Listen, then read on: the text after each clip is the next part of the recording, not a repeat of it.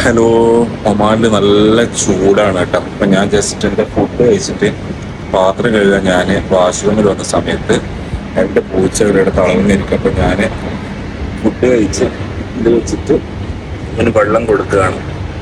കണ്ടോ, മാഷാ അല്ലാ. അപ്പം അത്രയും ദാഹിച്ചിട്ടിരിക്കുന്നതാണ് ഇവർ. പിന്നെ എന്താ പറയുക, നല്ല ചൂടുണ്ട്. അതിനാണെങ്കിൽ എന്തോ അസുഖമെല്ലായിട്ട് ഭയങ്കര ഇതായിട്ടുള്ളത്. അങ്ങനെ രണ്ടാൾ അൽഹംദുലില്ലാ വെള്ളം കുടിച്ച് ഇപ്പാണ് എനിക്കൊരു സമാധാനമായത്.